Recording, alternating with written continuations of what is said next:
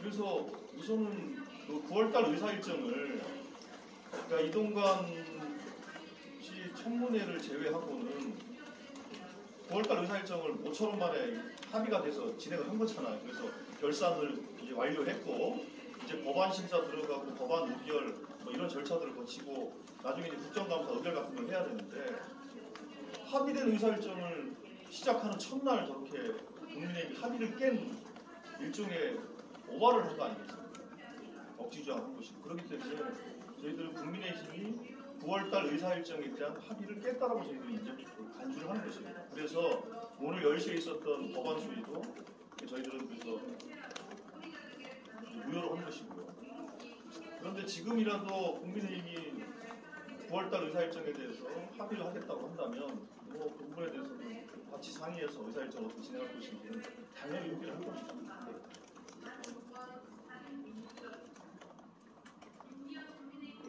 그리고 지금 우리가 해야 할 현안들은 아까도 말씀드린 것처럼 오늘 KBS 김희철 사장도 이제 해임이 됐습니다. 그 누가 봐도 뻔하지 않습니까? KBS 이사장 쫓아내가 수적 우위를 점한다. 그 수적 우위를 통해서 그 이사회가 의결하는 구조로 가는 거지 않습니까? 이 모든 것들을 방심위도 그렇고 KBS 이사회도 그렇고 모든 것 다 이런 식으로 진행하는 방통위도 마찬가지입니다. 이렇게 무리를 하는 이유가 무엇이겠는가? 그 무리를 하는 과정 속에 벌어지는 위법한 행위들, 비정상적인 절차들, 그 의도들에 대해서 확인하는 현안 질의들이 우선 필요하겠죠. 한다면 그게 필요한 일이죠. 개별 보도에 대한 시시비비는 검찰에 수사하고 있으니까 수사하면 되고 언론 중재나 방심이나 필요한 기관들에서 하면 되죠. 왜 국회 상임위에서 그 개별 보도에 대한 시시비비를 발휘해야 되겠습니까? 그거는 안건 자체가 되지 않는 겁니다. 네, 뭐. 그럼 내일 안조위도 공청회 있는데 안 하시는 거예요? 아니, 그거는 이제 일단은 이따가 한번 얘기를 좀 들어볼게요. KBS 사장 해임안 가결한 거에 대해서는 간략히 말씀해 주셨는데 그 결정에 대해서는 어떻게 보시는지도 한 말씀 부탁드리겠습니다. 아니 그러니까 그거는 제가 말씀드린 것처럼 KBS 이사장을 비정상적으로 급하게 교체를 해서 또 급조해서 임명을 하고 그러니까 수적 우위를 만든 다음에 그걸 가지고 진행을 한 겁니다. 그리고 반대 의견들은 다 그렇지가 않고 퇴장한 상태에서 6대0인가요? 그렇죠?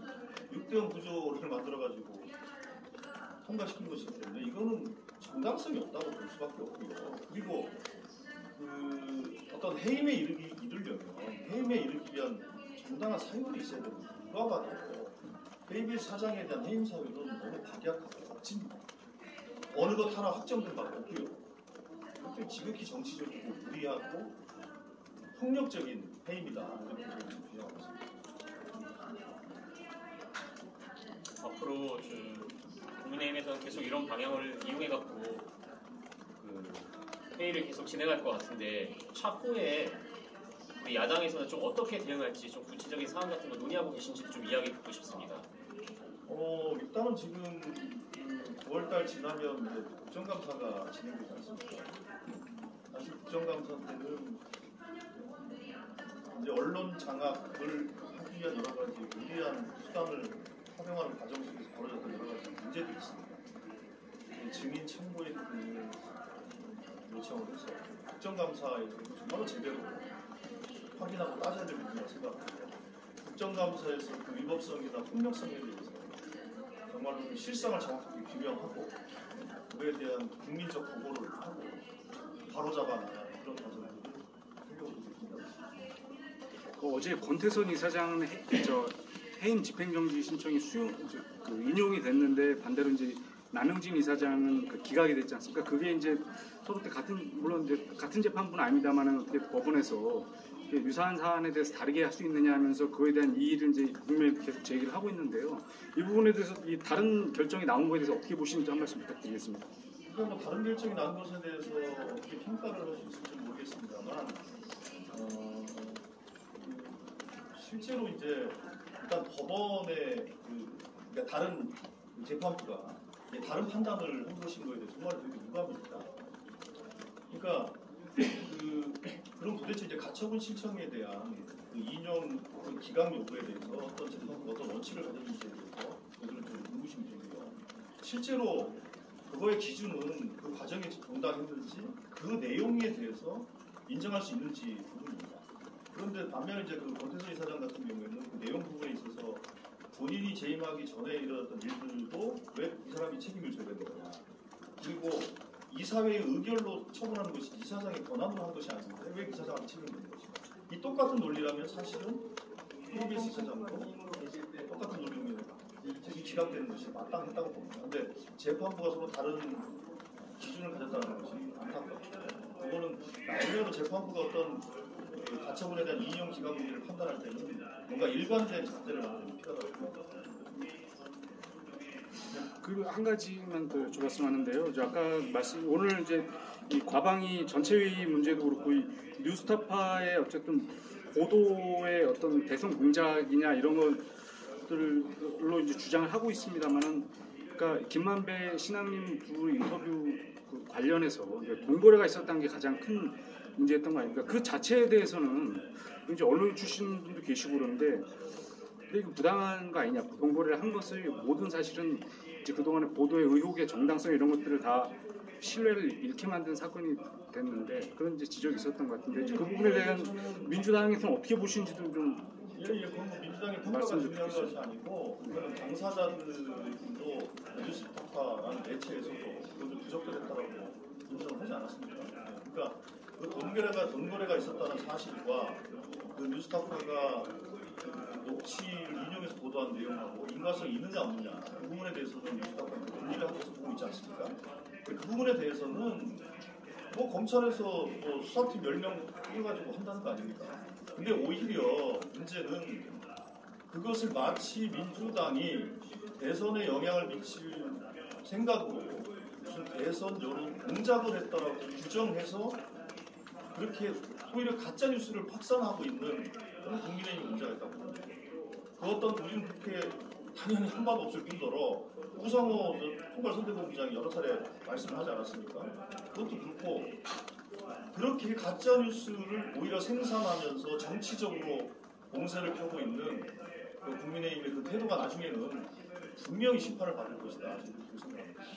윤리 부분은 문제가 있다고 보시는 언론 윤리 부분에 대해서. 그건 본인들이 인정을 했으니까요. 근데 이제 그 부분에 대해서는 이 취재 내용과 그 둘 사이의 돈거래 문제에 대해서는 좀 무관하다라고 주장을 하고 있으니까 그 부분에 대해서도 어떤 판단을 받아봐야 되겠죠. 근데 과방위는 어떻게 보면 언론 윤리나 저널리즘 부분도 어떻게 보면 판단을 한다는 의미에서 민주당 과방위원들은 어떻게 보시는지도 궁금해서 여쭤보는 과방이나 거거든요. 오체이에서 그런 개별적인 보도 내용이나 개별 언론인의 윤리적 태도 문제까지 우리가 판단하고 심사할 수는 없습니다. 근데 그건 너무 명백한 부분이 있지 않습니까? 그걸 판단하기 시작하면 그거는 그거는 모든 사안들에 대해서 그렇게 판단하고 해야 되기 때문에 그것은 길게 보고 넓게 보고 깊게 보면 그런 그 국회 상임위에서 그런 행동 하나하나를 판단하는 것 자체가 언론자에 위축시키는 영향을 줄 수 있는 것이기 때문에 그 부분은 상임위가 어떤 의견을 갖고 있냐를 질문하시는 것보다는 개별 의원들의 생각을 물어보시는 것이 저는 적절하다고 보고 있습니다. 민주당의 태도나 상임위의 태도가 아니라 개별 의원들이 어떻게 생각하느냐 그렇게 질문하시면 좋을 것 같아요. 정치 공작을 위한 가짜 뉴스를 생산하고 있는 거잖아요. 민주당하고 뉴스타파 보도하고 무슨 상관이 있어요? 무슨 상관이 있습니까? 지금 이재명 대표 검찰 출석을 하는 거하고 똑같은 방식이죠. 근거가 없는데 그냥 정치적으로 갖다 꽤 맞추는 거예요. 그래가지고 그거를 마치 사실인 것처럼 가짜 뉴스로 생산하고 그걸 자기들의 정치에 활용하는 거예요. 가장 저질스럽고 못된 짓을 지금 하는 거예요. 아니 그 보도하고 민주당이 무슨 상관이 있냐? 나중에 이 부분에 대해서 국민의힘이 대가를 치러야 될 겁니다. 네.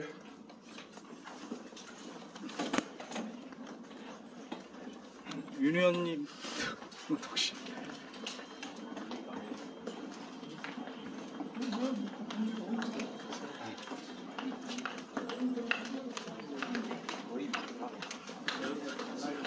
의원님 혹시 견해를 제가 여쭤볼 수 있겠습니까? 이번 신한은행 김만배 그 돈 거래 문제와 관련해서 손거래가 있었다면 인과관계가 있겠죠. 인과관계가 네. 만약에 있다면 그건 문제가 있죠. 네. 일단 거기에서도 스타트를 사과를 했을 것이고 네. 문제가 있다고 봐요. 어쨌든 인터뷰를 한 이후에 이제 어쨌든 그 돈 1억 6,500만 원을 저 책값으로 받았다는 것 자체가 이제 좀 본인들도 납득하기 어려운 면이 있다는 있었다는 거죠. 걸 인정하는 거잖아요. 네네네. 그러니까 안 되죠. 오해를 받을 소지가 있다는 거죠. 네. 알겠습니다. 네.